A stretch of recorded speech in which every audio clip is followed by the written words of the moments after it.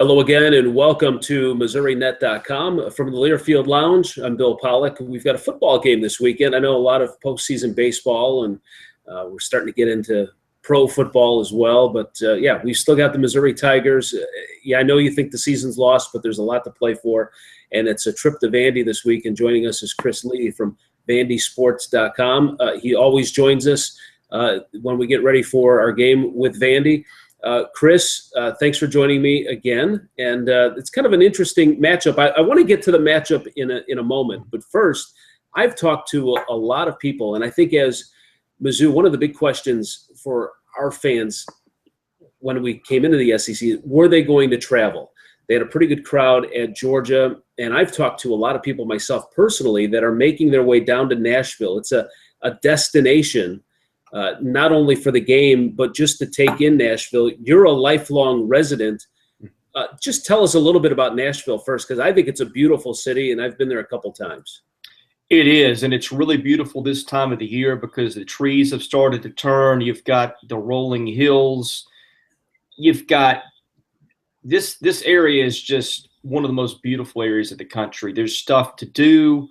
One thing that I would tell Missouri fans to do is get to the game a little early, walk across the street, go to the Parthenon, which is a replica of the Greek Parthenon. And I know we'll get into the stuff to do later, but it is just a tremendous area. It is really, really taking off. I live in a little town called Franklin, just south of Nashville. That's kind of a historic town.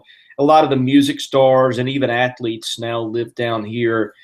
You start to see Nashville pop up on all the lists of the chic cities and all that, and it's kind of become maybe the hot city in America. I think the Nashville TV show has done a lot for that. But yeah, I mean, it's every time you get on a plane, you see a bachelor or bachelorette party coming here. It is really a cool place to come. Lots of stuff to see. It's a beautiful area. Tons of stuff to do with music and sports.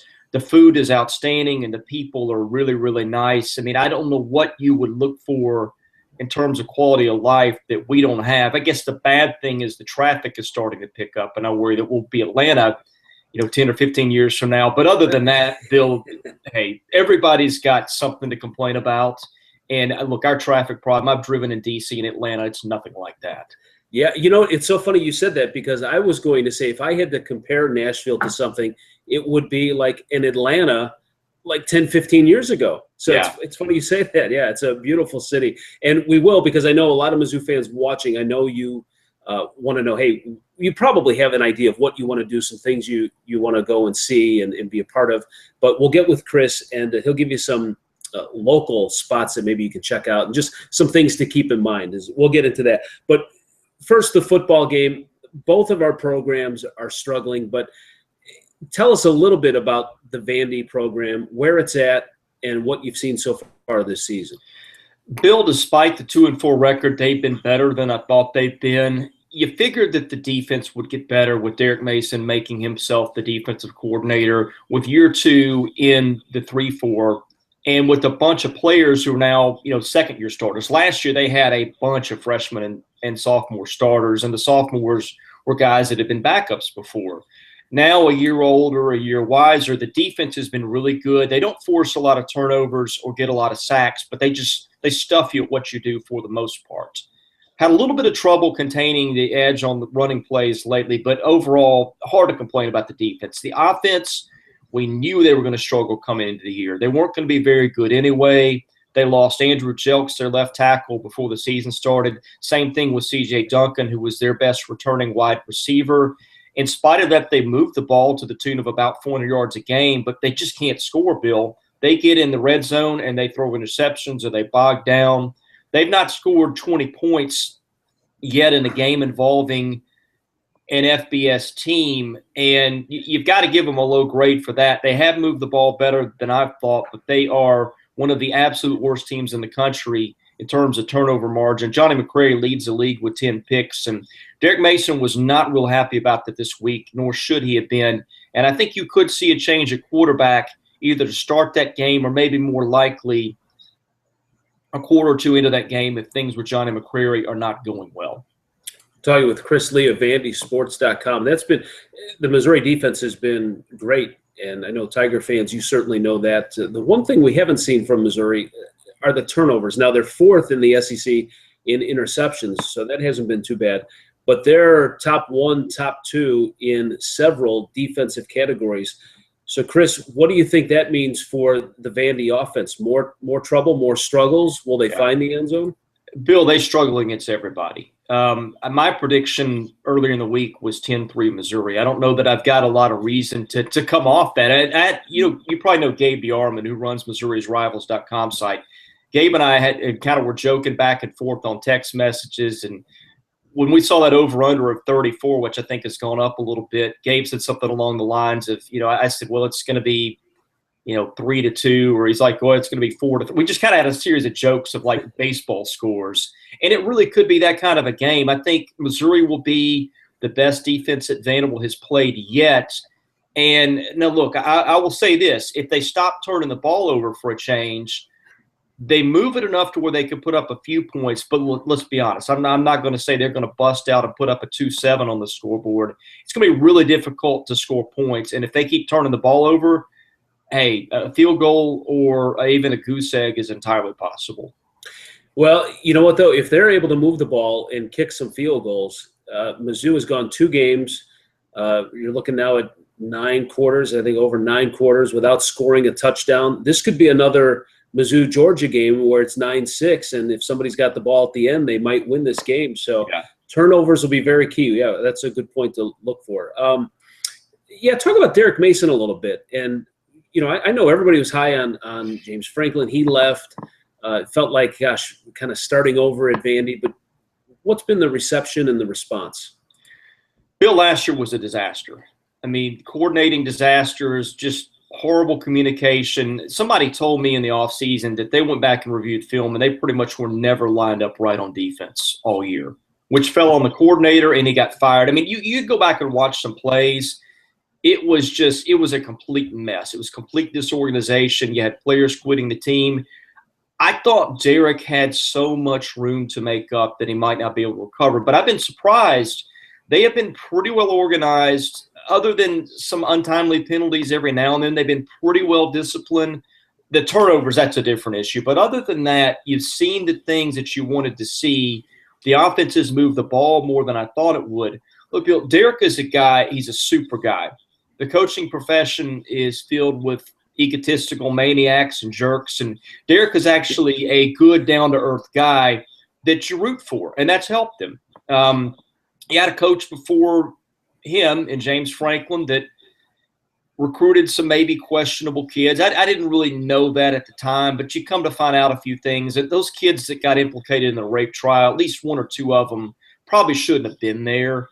And that thing blew up, and that caused so much political damage on that campus for a school that doesn't like to be embarrassed like that. I mean, not like anybody does, but at Vanderbilt, something like that, a lot of schools are going to just say, hey, that's a cost of being successful in big-time sports. At Vanderbilt, it doesn't go that way at all. That's like, hey, why do we even do this? Derek is the kind of guy that fits the culture in terms of he's not going to embarrass the school. He's recruiting pretty good kids, and I think people want to see him succeed. And in spite of the fact that they've improved tremendously, they're close in all the games, they still have yet to really make a dent in the win-loss column, or at least in the win column. And I think that's the thing everybody's waiting for. I think they're willing to be patient with him, but I think this time next year, if it's evident they're not going to a bowl, hey, the patience at Vanderbilt may not be quite what it was. James Franklin showed that you can win and went faster than any of us expected. I think that's the thing. I think the bottom line, people want to see Derek succeed because of the kind of person he is, but they can't, go 2-10, 3-9 every year. Yeah, good point. All right, Chris, I put you on the spot here a little bit because I want to talk about, for all of our Mizzou fans that are heading down there for the game and to check out Nashville, beautiful area. I'll make it easy for you. The thing that I like to do when I talk to people, if I'm going somewhere is I like to say, all right, I don't want some places or things that I should check out, even if it's maybe not a restaurant, but just something to sightsee, just something about Nashville that most people don't know except the locals. Boy, I don't know that there's a lot of secrets anymore. The TV show Nashville is kind of taking care of some of that. Yeah, my wife watches that all the time. Yeah. Oh, it's and the scenery is beautiful, and that's what it looks like. And it's funny. I used to live right in the middle of Nashville myself, and I'd be like, hey, it's my jogging route. It was kind of funny to see things through the eye of the TV camera. But yeah, I would, the Parthenon across the street, good place to take a picnic lunch and just hang out for a couple hours. That's a good spot to go to.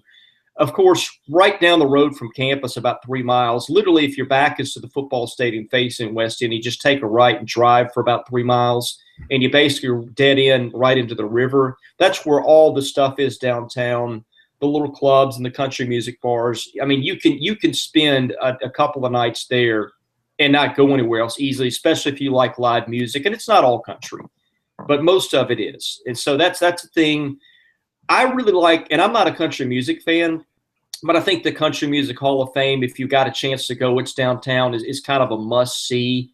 It makes you really appreciate the history and the tradition, and it's really well done and really well laid out. I think that's a thing. If you want to go off the beaten path a little bit, and this one's pretty well known, the Loveless Cafe. You've got to go there. It's probably 25 minutes from campus. It's out kind of in the country. It's off the Natchez Trace Parkway, which is a historic byway where there's a speed limit of 55 and you can't have big trucks and things like that. You see people bicycling on it all the time. You can actually go from Nashville to both the Mississippi schools for a road trip if you want to catch some football down there on that byway. But I would definitely check out the Loveless Cafe. The biscuits there are some of the most unbelievable things you ever put in your mouth. That sounds crazy, but they are. That's one of those kind of off the beaten path things that and order the breakfast. I mean, I think you can order it even for lunch or dinner. Their other stuff is good too. They smoke their meats and they're good. But that's one that I would say, if you just like good old-fashioned country cooking, that's not good for you at all, but tastes great. That's one you don't want to miss. That's right up my alley. I'll tell you, Nashville, in that area, my in-laws live in Alabama, and we have to go through Nashville, so we go 24 through 65, and it is some of the most beautiful driving. Kentucky is okay. Illinois is terrible. Yes. Illinois is terrible, and I'm an Illinois native, Chicago, so I mean I can badmouth Illinois. Everybody can. Kentucky's a little bit better, but you get into Tennessee, it's like as soon as you cross and you make that turn south, it is just beautiful from there through Alabama. So yeah, I don't think you can go wrong. You find something to do, no matter what age. I've made that drive between Nashville and Columbia many times. My wife's family lives in Nebraska, so we've driven from Nashville up there, and you go through Columbia a lot of times is our stopping point. Yeah, I think it's prettier from Columbia to St. Louis. Then you cross over there into East St. Louis, and for the next few hours, there's not a whole lot to see, really, until you get into Tennessee again. You're right, Kentucky, it picks up a little bit. It's kind of pretty, but yeah, that Illinois portion of it is not the most fun I've ever driven. Yep. So, all right. Well, Mizzou fans, you've got a couple of places to check out.